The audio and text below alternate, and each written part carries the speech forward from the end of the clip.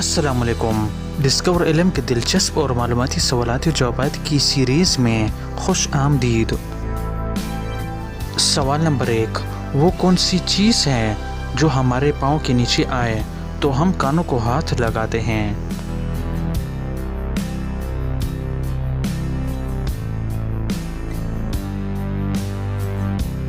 सही जवाब है जाए नमाज। सवाल नंबर 2, कौन सी चीज़ 2 मरतबा उगती है और 2 मरतबा गिरती है?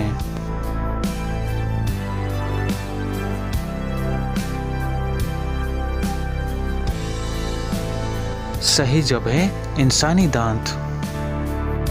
सवाल नंबर 3, वो क्या है जो सदियों से मौजूद है लेकिन उसकी उम्र 1 महीने से ज़्यादा नहीं?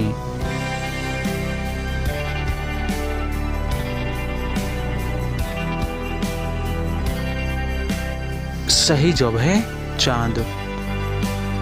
सवाल नंबर 4, वो क्या है जो गा तो सकती है मगर बोल नहीं सकती, पलांग तो सकती है मगर दौड़ नहीं सकती?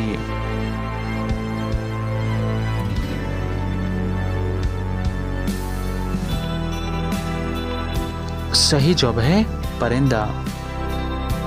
सवाल नंबर 5, वो कौन सी मछली है जो ना अंडे दे सकती है और ना ही पानी में रहती है?